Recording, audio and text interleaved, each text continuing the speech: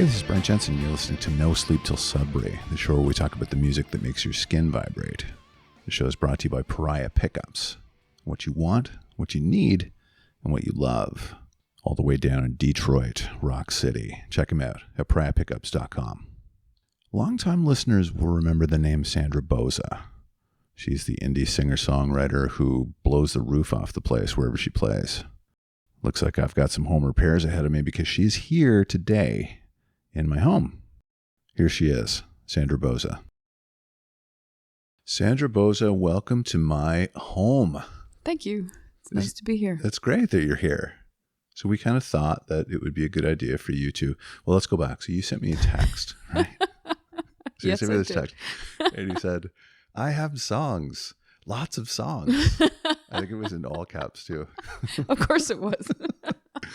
So I said, well, we have to do something about that. This is what happens when you become friends with your podcast guests. They demand to be invited back on. Is that like kind of a self-invite?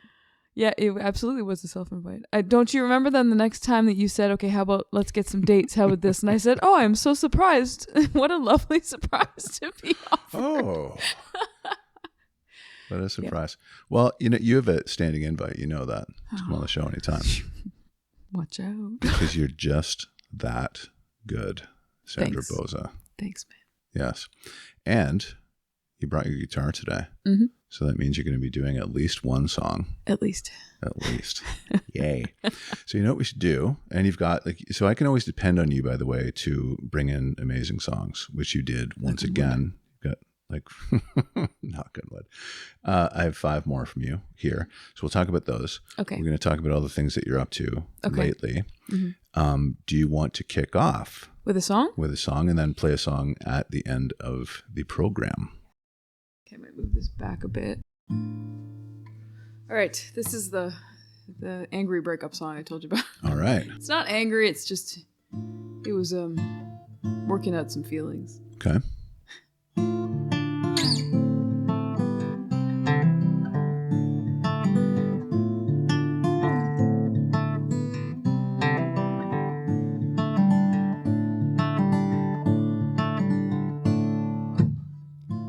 If I could have my way, and some say I already do, I would convince you all the things I said are true. Would you still cash me down? Would you still turn me out? It's not about the truth, wouldn't let it. It's not about the truth, you forget it. It's not about the truth when it comes to the war of you and I. Yeah.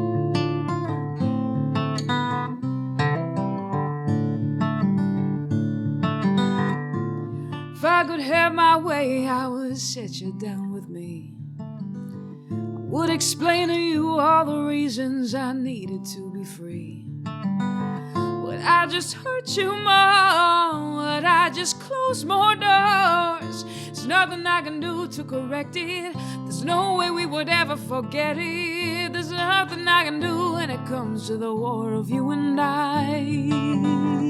Yeah.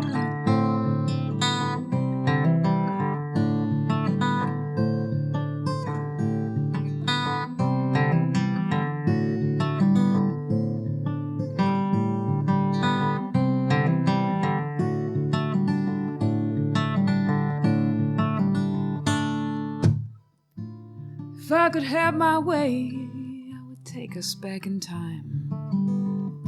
And I would let you go on by without ever being mine. Save us both the time of splitting up our lives. It's not about the love 'cause you lost it. It's not about the love, you forgot it. It's not about the love, wasn't worth it. It's not about the love, would you curse it? It's not about the love when it comes to the war of you and I.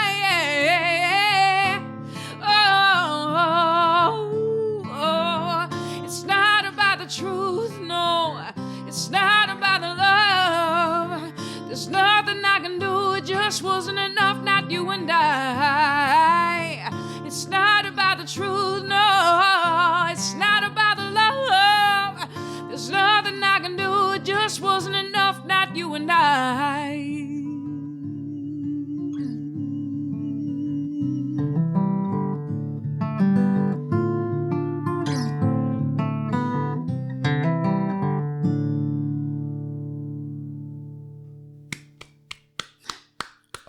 Hi. Thank you.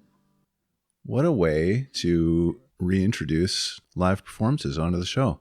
Wow. No, that was the first one since 2019. That was tremendous. Thank you. So good. I wrote that on, you move this back. The way over here? No, not this time. I wrote it on, I did a residency on Hall's Island in Halliburton in the summer. I wrote that one there. Yeah, well, I won't go into deeper details. Like, is you know, like I said, it was a breakup song, but it was, I got some news. It was like a reverberation from the breakup that had happened almost a year before that, and I was just pissed off. So I was sitting on the shore of this little island, and I just like sputtered this song out. Wow. Just like that. I mean, it wasn't just like that, but this one came out pretty quick, yeah. But great guitar, too. Thank you. Yeah. Really nice. Thanks. I don't play, you know, with my stuff, it's become more of like blues soul, which I love. And I love being able to focus more on singing on stage. But yeah, I don't play as much, and I do miss playing. I love playing. I used to be a lot more comfortable. Now when I pick it up, I have to sort of get reacquainted with it sometimes. Yeah. If I've been doing a lot of gigs that don't involve guitar, yeah. That sounded great. I got a little Joni Mitchell thing out of that. I do love Joni Mitchell. I can hear it. That held note, like early Joni. Awesome. Thank you. Very cool. Love her. Yeah. So you play another one at the end of the show. So let's talk about what you're doing now. So what's going on with Sandra Bouza? Well, things are starting to pick up. I say that so tentatively because I just saw you at the Horseshoe recently. Omicron. Sorry? I just saw you at the Horseshoe recently. Yes, I was at the Horseshoe. That was fantastic. That was so much fun. I love playing that room. I don't think I've actually played it before with my band. Like, I think I've done backing vocals there, and but I don't think I think that was my first Horseshoe show. So it was great. Wow. Yeah. And there were people. That was also my first show back with my band in front of real live people. Yeah. So that was really cool. I was on a high the next day. Oh. Like, I think even that night I got home and it was 2 a.m. and I was just like, and the next day I was just in such a good mood all day. Yeah. I had an appointment downtown. I went downtown. I remember got a coffee, sitting in a coffee shop. And it just felt like almost normal. Like, I had played a show the night before. Now I'm sitting in a coffee shop, just people watching. I was just in such a good place. That's awesome. Yeah. Music as medicine. Yeah. Oh, yeah. Cool. So what else is going on? So I'm doing an Alanis Morrisette tribute as well. I heard. So one of my friends told me about this. Oh, really? Yeah. Somebody sent me something. So where is it? So it's happening all over. Like, we're booked right into the fall, which is really cool. Good. But our first show is actually this Friday. Okay. In St. Catharines, or in Thorold. I don't know if I'm pronouncing the name of that right. It's at the Moose and Goose. Oh, wow. So it's our first full length show. So the band's great. It was really funny, actually, because I used to do a Jagged Little Pill tribute just for fun. Really, eh? Yeah, it was just when I worked at the Old Nick on the Day 4th, and I used to play there all the time. And if we had if there was an open night, then Christine, the owner, she'd be like, "Hey, you want to throw a band together?" And I said, "Sure." So I remember I was playing with some friends, and we did a couple songs from Jagged Little Pill. Like, we did "You Ought to Know" and I think maybe "Ironic." And somebody said, "You sound really good singing her. It really suits your voice." And I said, "Well, I enjoy singing it." So it was just sort of suggested among friends we should do the album. Yeah. So we did Jagged Little Pill. Actually, the guitar player was Sean Cunnington. I don't know if you heard about Sean Cunnington. He was he was the second Ontario death from COVID. Oh, wow. So yeah, when he went, it was a huge, huge loss. Just, he was an amazing human and an amazing player. And I remember when I found out about his passing, like, it was all over the news. And it was horrible. But he was such a kind, wonderful person. But every time I think about this Jagged Little Pill tribute, I think about him, because he was there when we were talking. Because he was in that band. I remember I met him on a night when we had a show. I needed a guitar player, and my bass player and drummer worked with him, and I'm like, Sean Cunnington. So he just showed up. And again, there was no pressure. It was just one of those fun shows. You do, like, we've got a Friday night, let's do, And so they said, Sean Cunnington. So I sent him a set list, and we texted a bit, and I said, all right, see you there. So we met and played a show that night. That's amazing. So then, we were all talking about doing this Jagged tribute. So we threw this tribute together. It was just for fun. But then we started getting booked as, the Jagged tribute. And that was not my intention. Like, I had never planned to put together a tribute show. I mean, it was just basically covering an album that I liked. I guess it is a tribute, but, it wasn't going to be an official Alanis Morrisette tribute. But then COVID shut everything down. I got approached again about the tribute for a Canada Day, like Q107 Rocks, Canada Day Rocks, something like that. Okay. And then around the same time, I got the email from this guy named Andy. And he's like... Andy Frost? No. I was going to say, wow. Oh my God, that would be amazing. No, this guy, Andy Wearspan, he's a really nice guy. And he's like, yeah, we're putting together a tribute for Alanis Morissette. I don't know why, but I thought it was a scam. I thought it was, there's so many scams going around, right? Of course. So my first was just like, who is this guy with tribute? And anyway, so we did meet and they were putting together like an official tribute. He's actually one of the nicest guys. We've become friends.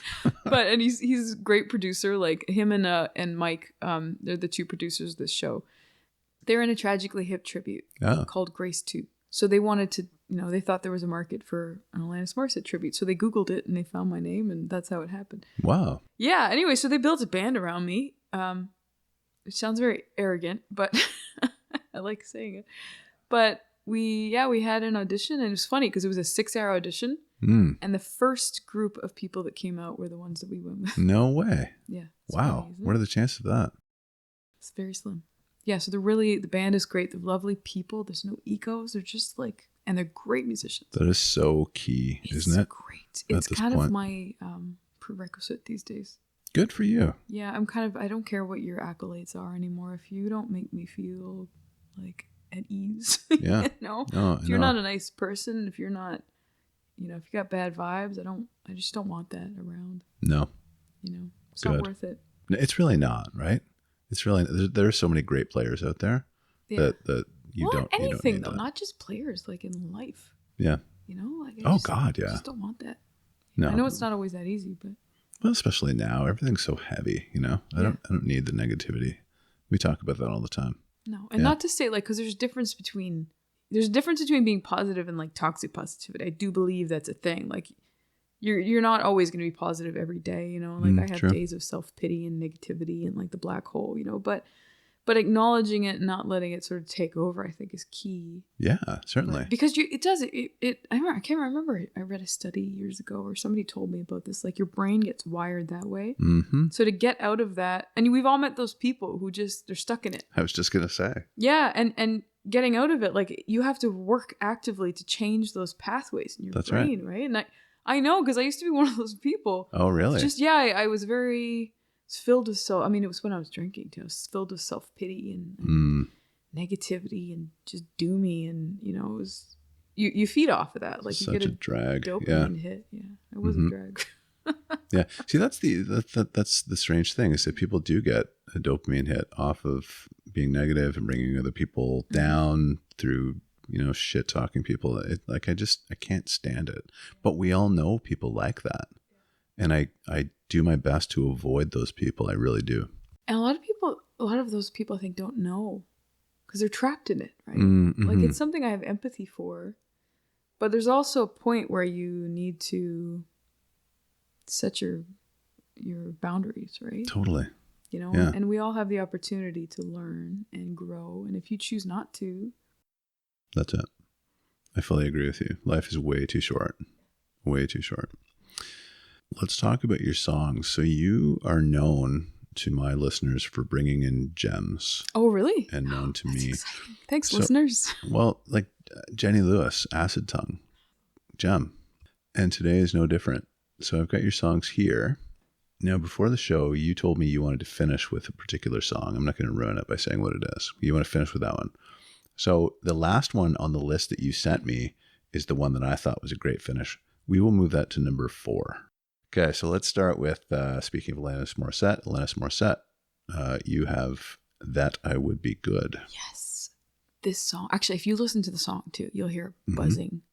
So any like audiophiles or musicians or tech people, you'll hear buzzing and it might drive you nuts. But so apparently when it was recorded, Glenn Ballard was playing guitar and he was sitting too close to the amp. He got this buzzing. So he re-recorded the guitar. Mm-hmm. And when Alanis heard it, she said, what happened to the original? And he said, I re-recorded it because there was buzzing. And she said, no, you've lost the magic. Go back to it. So it has, and it's special. I But like the that. song and it represents the song itself too. Because the reason I love the song, like I get really emotional about this song. It's funny. I was doing an interview yesterday with the people from the Moose and Goose, or a radio station in St. Catharines, about this, and I said, sometimes I get so emotional about these songs. I'm afraid it's going to be billed as Sandra Bouza sobs her way through Alanis Morrisette. Because they're such important songs to me. But this one in particular, like it's about being okay and acceptance, right? Like, you know, if you go through the song that I will be good, you know, that I will be fine, that I will be loved, because we put so much emphasis on how we're perceived or our accomplishments or this or that. Like the lines in the song are so simple, which she's so amazing for, like her imagery, you know? I mean, that I would be good if I got the thumbs down, that I would be good if I got and stayed sick, if I went bankrupt, if I gained 10 pounds, if I lost my hair in my youth, like, and it just if I was clingy, you know, if I was, I don't know, it's so, like, I get so emotional listening to it because, like, it's going to be okay. I mean, to really simplify it, like, it's going to be okay.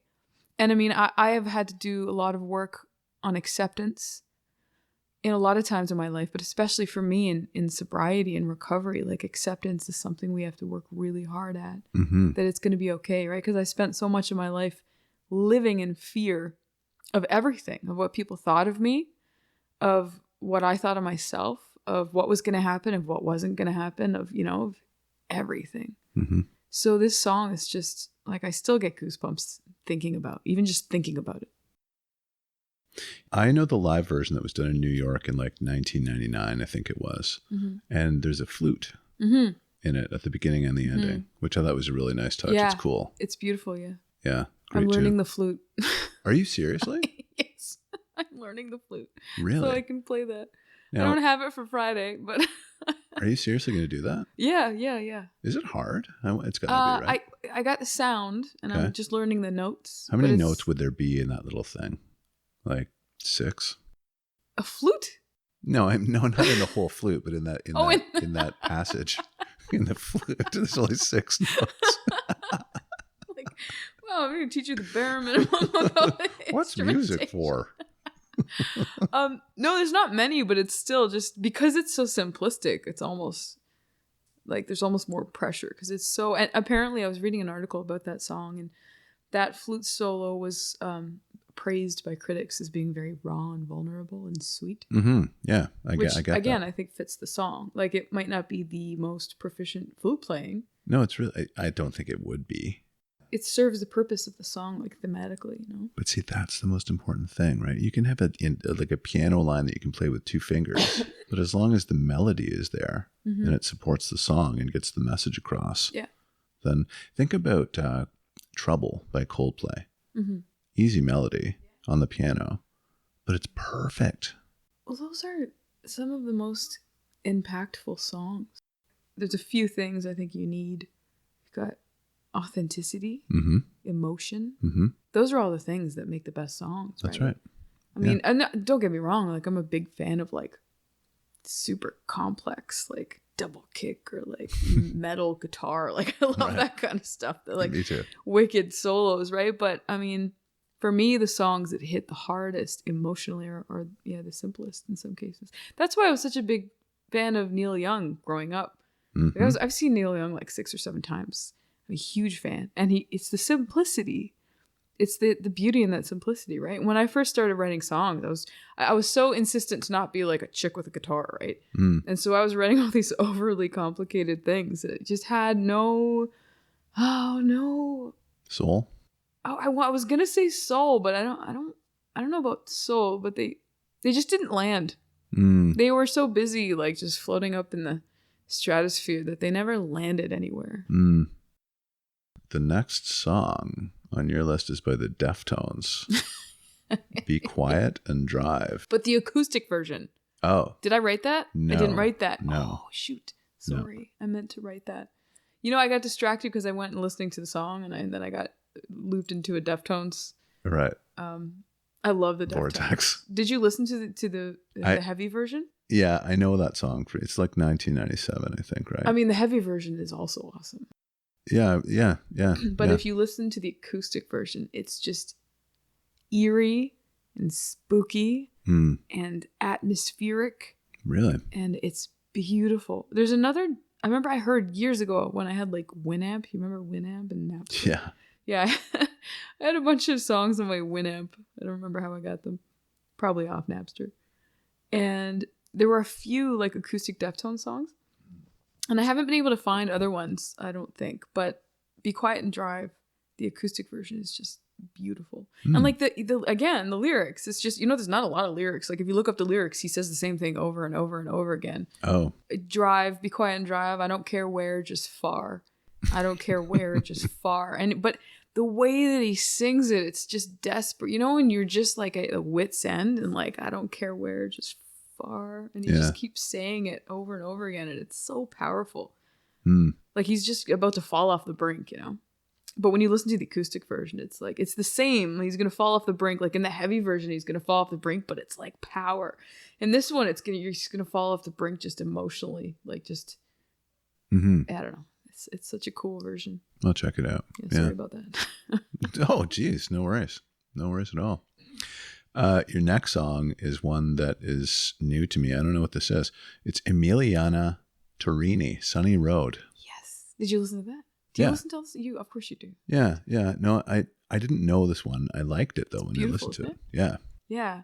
I heard this one years ago and it just always stuck with me because it's a song about I have this fear.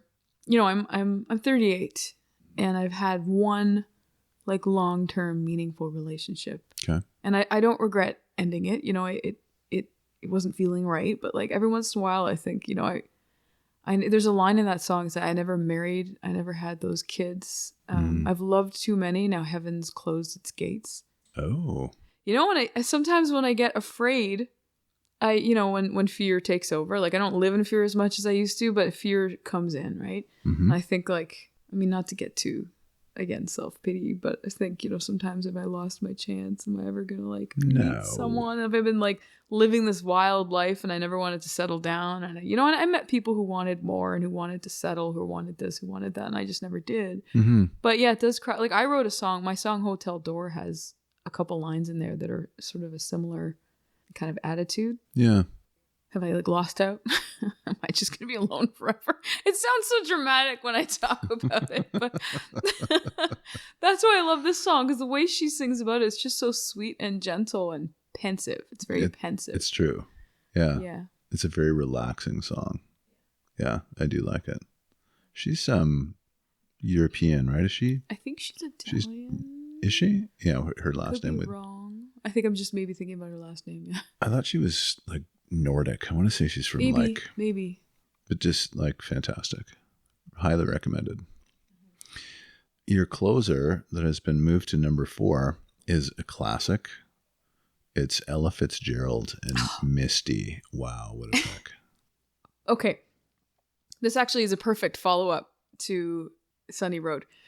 Because this song, God, I sound like such a nerd right now. This song makes me want to fall in love.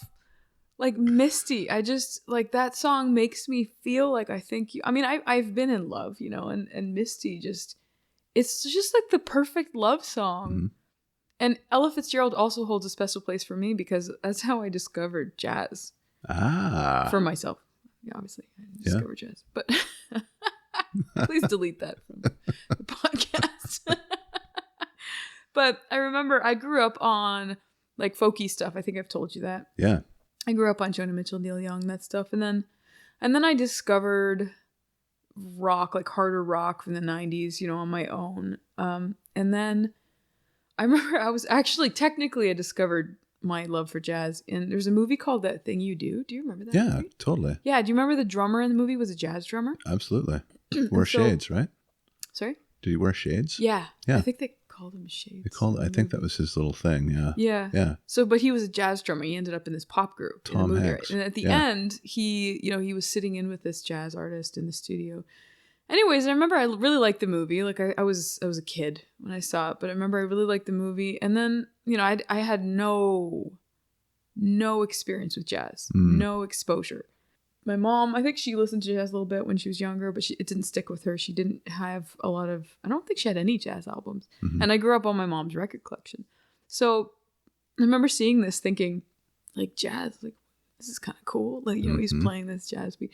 So then we were going to Spain to visit my family. And you remember, you used to be able to, like, tune in. I think you still can tune into different stations on the airplane. Oh, yeah. Yeah. Yeah. Like, I know everybody brings their own music now. But you used to be, put your little headphones in. You could get headphones in. Yeah. Yeah, and you could tune into different stations. And remember, there was a jazz station. Oh. And actually, technically, I was debating putting this song or this other song called Beginning to See the Light by Ella Fitzgerald. Or her version. Oh, you heard that. How old would you have been? I think I was like 13. Because I remember when we got home to Canada, I went to HMV, or it was smaller records. Maybe it was Sunrise Records. And I found like an Ella Fitzgerald Greatest Hits. See, now at 13 you did that, and I did Motley Crue. What is wrong with this picture? Anyway. I say nothing. I have no comment on Motley Crue. I wish I would have been on that plane listening to Ella Fitzgerald. It's all like timing though, right? I mean, I watched this movie. It's everything. It hit me, and I, It absolutely is. And your life path up to that point, right? I've talked about this. I'm not going to get into it, but like this, seeking out the stronger sensations, right? Mm-hmm. You're looking for something, and you find that in music. Maybe it's Springsteen, maybe it's Ella, maybe it's Metallica, whatever it is. But yeah. It all speaks to different places in us, right? Absolutely. Like that, that song that I Would Be Good, that moves me so much, but it might not move you, if it doesn't speak to the same experiences, I mean, it's all relative. That's why, best this and best that is so comical to me. Totally. I always try to say, instead of saying best, I always try to say my favorite. Mm-hmm. It'd be funny if the Grammys were like, and my favorite album of the year is... It should be like that. Who's favorite? Who are you? It's like when people say they. They say, who are they? Yeah, who are they? It's the same people. It's their favorite. Anyway. Ella. Okay, so your last pick is like my favorite. And I will say it's the best of this list. Joan as Policewoman. The song's called Anyone. This is like your best pick ever. Really? Next to Jenny Lewis, Acid Tongue. This one I wanted to put on like 2 times ago, but I couldn't. Really? Yeah, I couldn't talk about it. Oh, no way. For me, because I mean, we're talking about what these songs mean to us, right? Of course, yeah. So this song, when I was living in Vancouver, and I was really low. I was drinking a lot, and I was, drinking and drugging a lot. My life was not good. And as an alcoholic woman, I ended up in a lot of situations, right? Like assault was a pretty common thing. Mm-hmm. And I would just pretend it didn't happen, or I'd laugh it off, or, pretend it was just wildlife. But inside I was dying. And this song, I remember I was on my way to work, and I was listening just on shuffle, because I really liked Joan as Policewoman already. I was a big fan. I saw her in Scotland. Mm-hmm. I met her, actually. It was really cool. She was very cool. Yeah, just like she signed a CD. And that's awesome. Yeah, she's really very cool. But this song had been in another binge, and I, didn't show up to work for a couple days, and then I showed up, and I was heading into work, and this song came on, and I noticed that I had bruise marks on my arm, like hands. Okay. And I just the song started with "I Won't Cry," and I really tried not to cry about things like that, because I didn't want to admit what was happening. Mm-hmm. And so when that song came on and I noticed these bruise marks on my arm, I went into the bathroom and I just listened to that song on repeat over and over again, and I just cried. And it was, the song is about this person that knows you so well, and this person that, that you love. Mm-hmm. And I just sort of wished that, these bruise marks were for once someone that loved me, or someone that, I remembered even. I didn't remember. I had no memory of what had happened. I heard stories, but, I had no memory. And so this song always brings those feelings up for me. I just stayed in the bathroom for half an hour repeating the song. And that first line, I almost shut down listening after the first line because I won't cry, and then just sobbed for the entire thing, you know. Wow. Yeah. So that's why I wanted to make it last. That's incredibly powerful. And I could see why you didn't want to bring that in previously. Thanks for sharing that.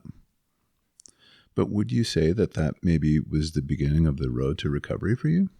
I don't know. It was definitely a bottom, but there were a lot of bottoms. I didn't get sober for another 4 or 5 years. Yeah, I mean, it was Vancouver. Actually, no, it was more than that, because that was the first year I was in Vancouver. So that would have been probably 8 years. Yeah. Wow. Yeah. Did you keep that song with you? Yeah. It always brought that up.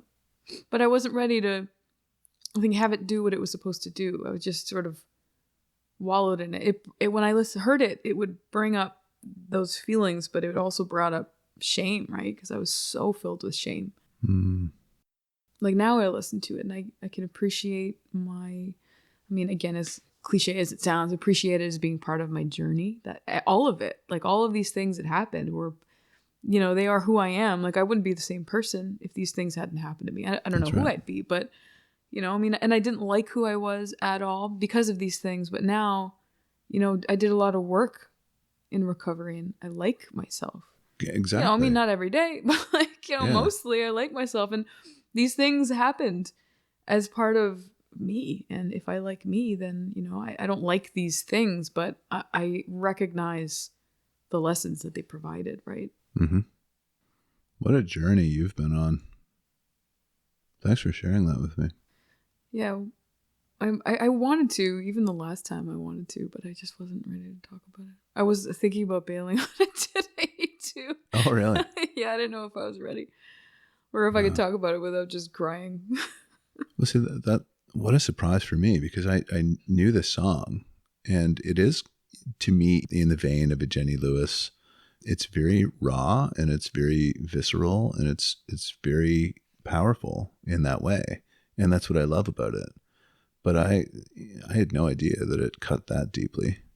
No, I mean, how could you? You know, it doesn't really, I mean, you know, who knows what it means for anybody or for her even, but, you know, it's not really a song that seems to be about that topic. So why would you? It's a cool song. It's just a cool song. It really is. Yeah. Well, yeah. I won't hear it the same. No. Sorry.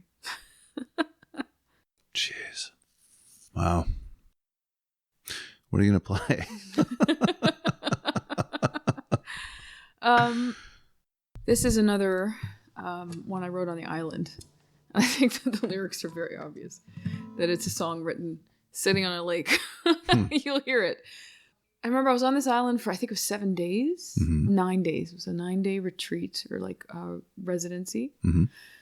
I felt very like, okay, I got to do this. I got to write every day. I got to write amazing songs every day. You know, and then you hit, you know, I hit a thing. I hit a wall. Of course. And so one of the other artists, there were some really great artists staying there. And the people, there had been 2 women just before me, 2 writers. And they started a haiku wall. Oh. And I hadn't written haiku since like high school. Of course, yeah.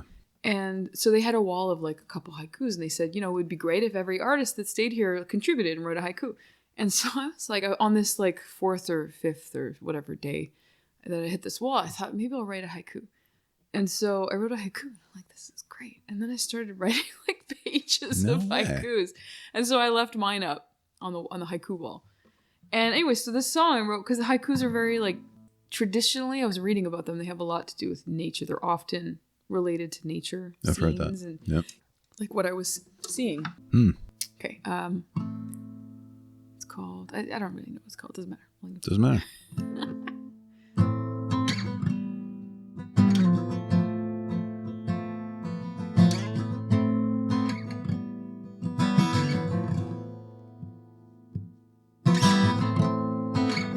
Question of surrender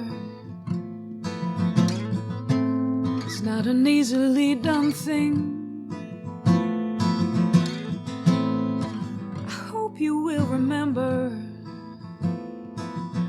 if you get up off your knees, yes, you are taller than the evergreens.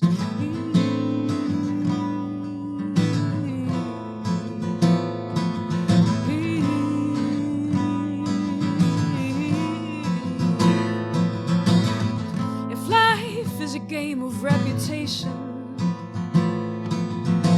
and opinions can make or break your creed, I think I'll ask the constellations. They whisper when I sleep, yes, you are taller than the evergreens.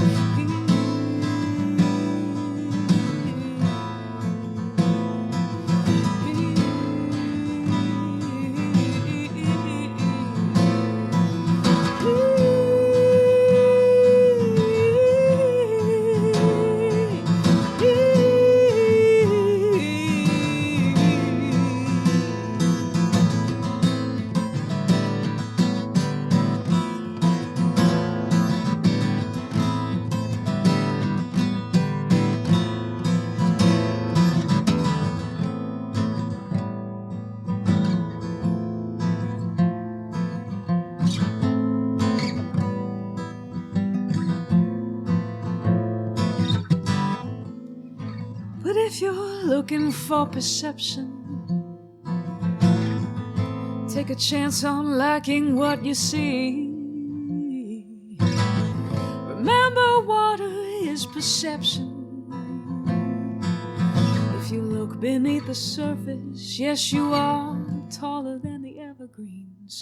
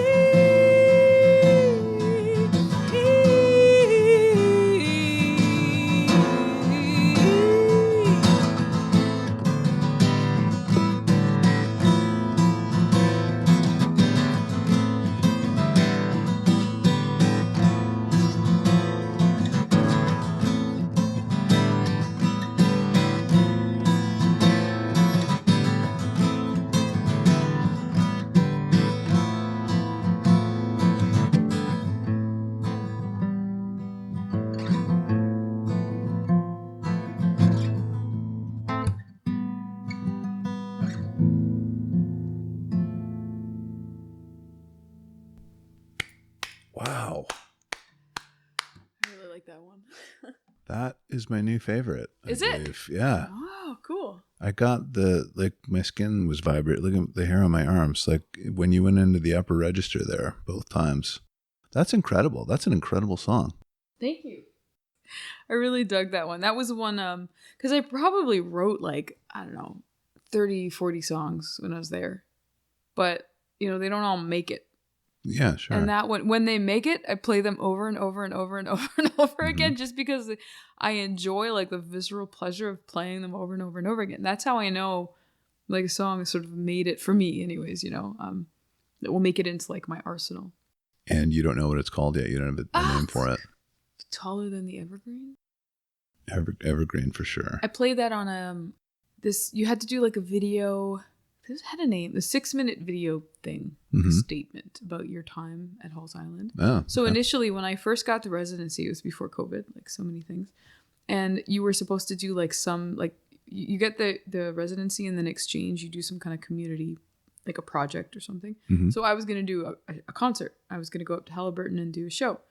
And then because of COVID, they just sort of scrapped all of the whatever project ideas and just made it one thing. So everybody had to submit a 6-minute video. And it's funny because I was like, okay, so, and I looked at some of them that they had like a sample of this. It should be like this. It's like pretty simple. So I got my iPhone and I sat on the floor, and I was dog sitting at the time. So I sat on the floor in my friend's place and like put some plants behind me. And I, talked about my time in Halls Island. And then I played this song.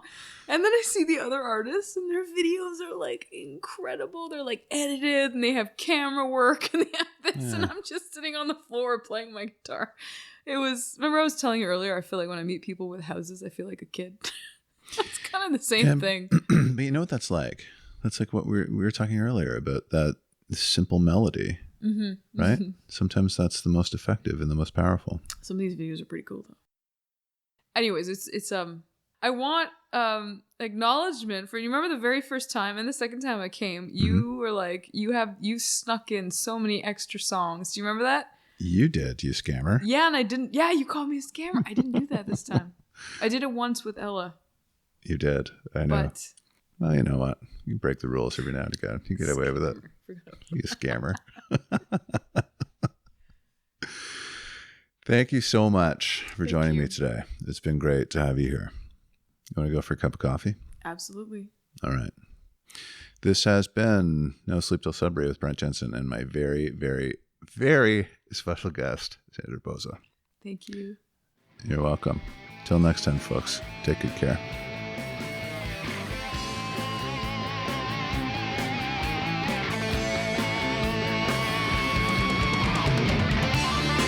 Brent Jensen is the best-selling author of No Sleep Till Sudbury, Leftover People, and All My Favorite People Are Broken. All titles available in stores and on Amazon worldwide.